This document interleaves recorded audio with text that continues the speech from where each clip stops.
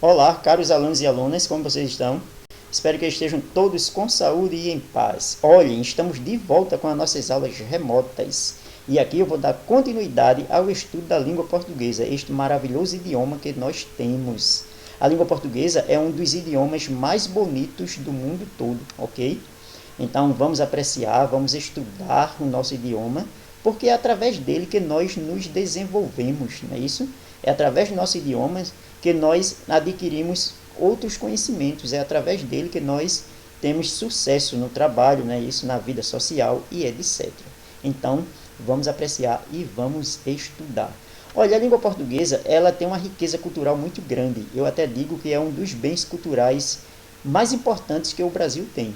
Veja só, a língua portuguesa teve origem na antiga língua latina. A língua latina era uma língua falada pelo um povo que habitava uma região do centro da Itália, que se chamava Lácio. Essa região, chamada de Lácio, era habitada por um povo, e esse povo falava a língua latina, certo?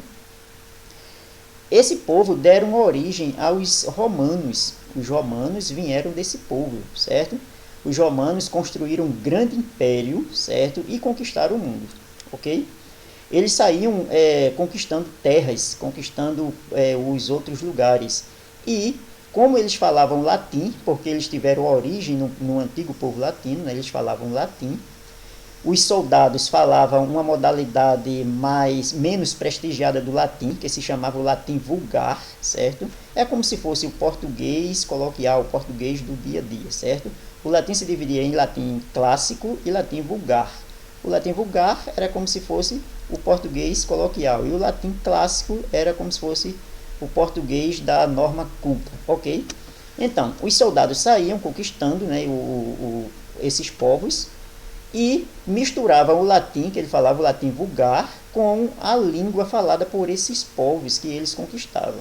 E daí, dessa mistura, nasceram as línguas neolatinas, certo? Línguas neolatinas. Neo quer dizer novo, né? É como se fosse os novos latins, ok? Quais são as línguas neolatinas? Olha, o espanhol, o francês, o português e o próprio italiano são línguas neolatinas, ok, gente?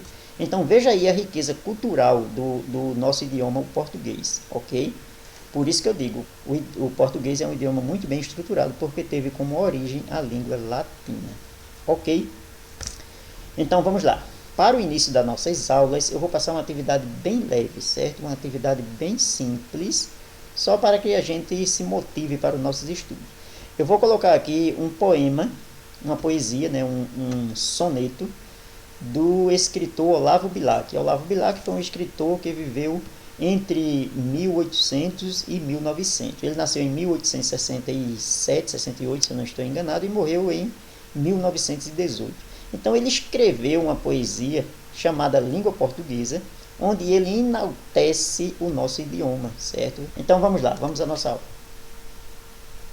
Ok, gente, aqui nós temos Língua Portuguesa, do escritor Olavo Bilac.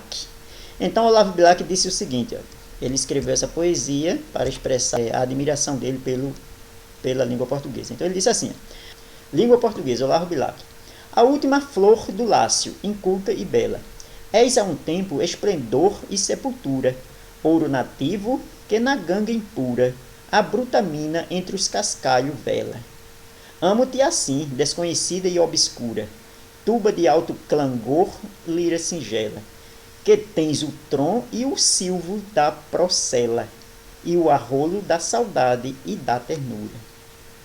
Amo teu viço agreste e o teu aroma, de virgens selvas e de oceano largo. Amo-te, ó rude e doloroso idioma, em que da voz materna ouvi, meu filho, e em que Camões chorou no exílio amargo, o gênio sem ventura e o amor sem brilho. Pois é, a gente observa aqui todo o enaltecimento que Olavo Bilac, nesse grande poeta brasileiro, que viveu nos séculos de 1800 e 1900 e morreu em 1918, ok? Então ele quer dizer o que com esta poesia? Veja que ele enaltece a língua portuguesa. A última flor do Lácio, como eu disse a vocês, né? O Lácio foi aquela região onde deu origem aos romanos, certo? E os romanos falavam a língua latina, porque veio do povo que morava lá no Lácio, latim, certo? E foi desse latim, dessa região, né, que deu origem a tudo, certo? Então ele diz aqui, a última flor do Lácio, inculta e bela, né? Inculta e bela. O que é uma coisa inculta? Uma coisa que não tá bem cultivada ainda, certo? A língua portuguesa, né, no decorrer dos tempos, foi se aperfeiçoando. Então por isso que ele diz aqui, ó, inculta, ela ainda era bruta, não é isso? E bela, inculta, mais bela, tá vendo? Uma coisa inculta é uma coisa que não tem muita polidez, certo? É uma coisa meio ainda bruta, certo? Mais bela, tá vendo? Eis um templo, esplendor e sepultura. Olha, esplendor, sepultura, quer dizer, esplendor é uma coisa maravilhosa, sepultura é morte. E aí vem a relação aí, ó, uma língua que estava nascendo e outra que estava morrendo. Ouro nativo que na gangue impura, tá vendo? Então, ó, a bruta mina entre cascalho e vela. Então veja só, ele está falando aqui da questão de que ela originária, né? Era uma língua que tinha imperfeições, certo? Mas que era maravilhosa, né? Isso é por isso que ele fala aqui a bruta mina, tá vendo?